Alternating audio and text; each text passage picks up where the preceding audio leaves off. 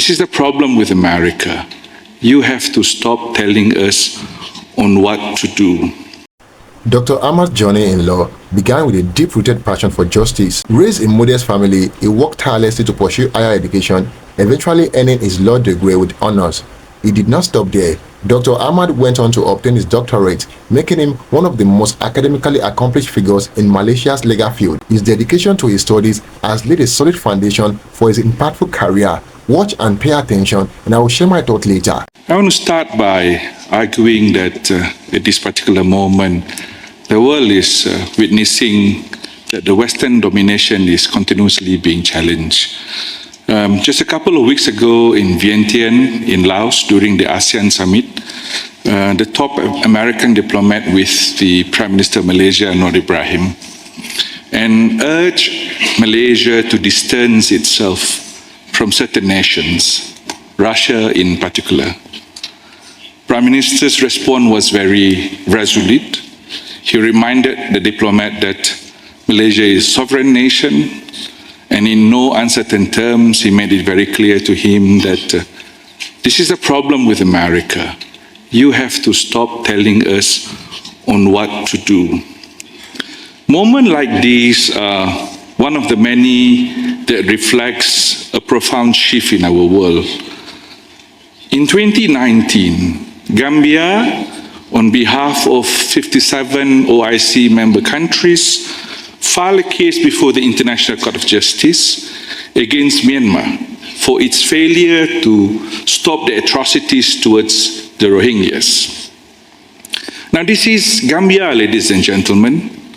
This is a country with GDP per capita of only $844 US, standing up on behalf of the voiceless. Not a Western superpower, not the so-called champions of human rights, but a small country determined to seek justice for others who had hesitated. More recently, we witnessed the initiative by South Africa. They brought a case against Israel for genocides in Palestine, in Gaza, before the International Court of Justice. South Africa's stand in this particular case illustrates the rising moral courage that has been manifested by the world majority, a courage that refused to be silent. Now, after 8 decades of this so-called Western-led global governance, we are witnessing a live stream genocide happening in Gaza. And we failed to do something about it, especially the West failed to do something about it. I was in Washington, in New York, very recently. We had a very, a constructive meeting with the Americans, and we made it very clear to them that the key is in your hand. You have the power to resolve this. No one else has leverage over Israel. But look, what has happened is that America has been part of this genocide. They have been supplying weapons, they have been encouraging it, they have not been able to stop this genocide from happening. I think it is time for us, the global majority, to take a leadership position. We are the largest stakeholders in the future of this planet. We are almost 90% of the global population. We are non-Western, non-white, non-colonials. We are no longer the spectators of global events. Across Latin America, Africa, Asia, we are stepping forward. We are acting independently from the West in the ways that were once unthinkable, reclaiming our voice and our agency. Consider the Belt and Road Initiative that was mooted by China a couple of years ago. When China first mooted the idea, presented it to the global community, the most powerful country in the world launched a campaign to dissuade a country like Malaysia and many others not to participate. But yet, 140 countries saw the future in this vision and chose to be part of it. And more recently, 124 countries voted in favor of the United Nations resolution demanding that Israel comply with international law cease its settlement activities, and withdraw from the occupied territory. The United States voted against it. Many of its Western allies abstained. They chose silence in the face of justice. They were unwilling to stand up for international law and for Palestinian freedom. Now, given these dynamics, I think it's time for us to retire the term Global South. Since the dawn of the Western-dominated order, we have been subjected to many levels. We used to be called underdeveloped, then they categorize us into the first world, second world, and third world country. This reflects the potentials, this failed to reflect the true potentials of a country like Malaysia, for example, a country like Indonesia, a country like Philippines, for example. How can you lump these ASEAN countries into just a term of Global South when we are one of the most energized economy globally, when we are providing leaderships in terms of growth, in terms of technological innovation, in terms of energy transition, in terms of even globalization, you know? I think it's time for us to abandon this categorization that no longer serves us. It is time that we embrace a new term. I do not know whether we should call ourselves a global majority, a world majority, whatever, you know. I think this term the new term is very important to serve as a reminder to the Western world that we are not minority. We do not want to be defined by the Western standards. We are a sovereign people. We are the center of our own lives. We are not Southern, we are not underdeveloped, we are not less civilized, and our values are not inferior to Western values. Now, please not be mistaken that this is not a rhetoric anti-West. We are not. Malaysia is a very friendly country. We have a policy of 1 million friends, enemies to none. But I think it is very important for the voice of the world majority to be respected and to be heard. Look at the recent events that is happening globally. That has amplified the voice of the world majority. In COP27 in 2022, the Barbados Prime Minister introduced the Bridgetown Initiative, a very transformative plan to reshape global finance and provide better support to nations vulnerable to climate change. In September 2022, at the G20 summit, the African Union secured a permanent seat, amplifying the voice of a vast region often silent. And when India, a member of Quad, was expected to isolate Russia, it instead deepened economic relations with Russia, showing our alliances are now based on our own interests, not the interests of the West. The Shanghai Cooperation Organization has continuously been invited by the chair of ASEAN and is regular in the ASEAN Summit.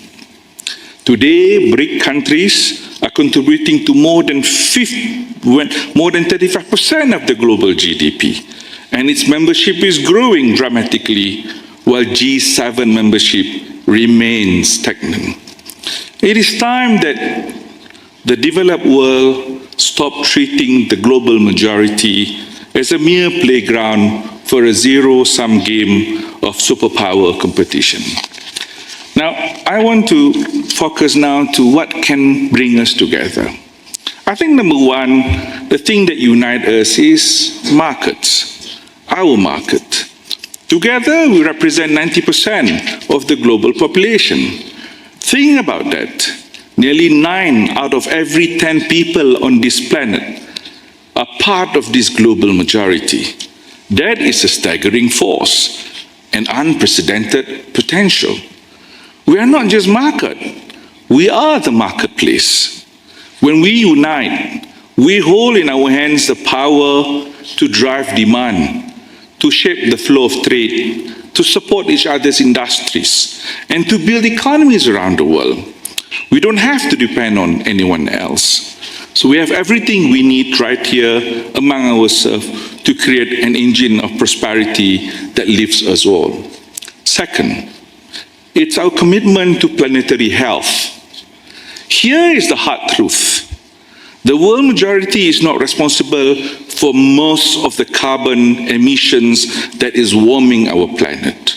The blame lies largely elsewhere with the developed world. But it is in our land, our communities, our people who suffers first and suffer the most. Rising sea waters, spreading deserts, storm of unprecedented fury. We live these consequences every day, ladies and gentlemen. And yet it is our community that are stepping up, innovating, leading the charge for climate change. We don't have to wait to be safe. We should lead the way. It is in our best interest to protect the planet. It is not for others to help us. It is really about helping our own survival. And the last one, I think we need new political project. We need modern cooperation.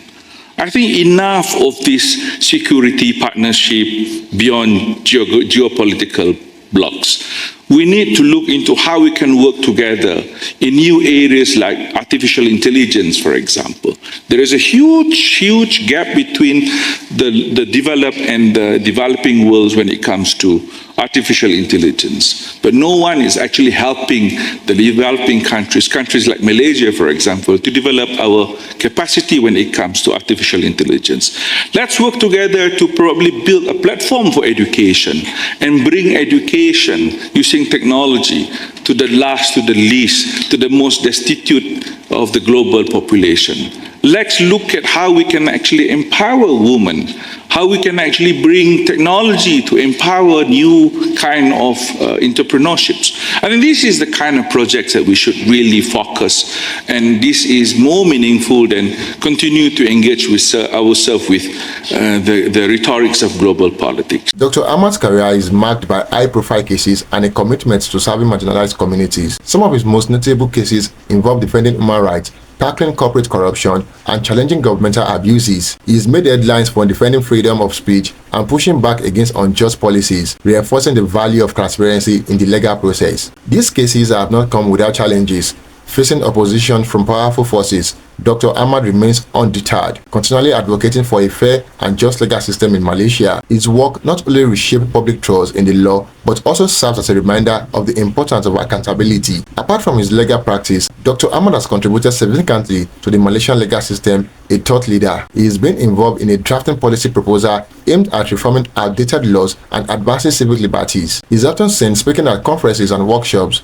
sharing his insights on Malaysia's evolving legal landscape. Through his work, Dr. Ahmad champions a modernized and transparent legal system, encouraging young lawyers and students to actively engage in legal reform and public services. Dr. Ahmad's work has made a lasting impact on Malaysia, inspiring countless young Malaysians to pursue law, activism, and advocacy. His story is a powerful reminder that one person's voice can spark change and that there is always room for growth in the legal system. In interviews, Dr. Ahmad often emphasizes that the future of Malaysia depends on the youth, encouraging them to engage with their country's social and legal issues. As we look at Dr. Ahmad Razak's career, it is clear that his dedication goes beyond individual cases. It is about building a legacy that ensures justice for all Malaysians. Thank you for watching. Do not forget to like and share your thoughts in the comment box below. Until next time, cheers and have a good one.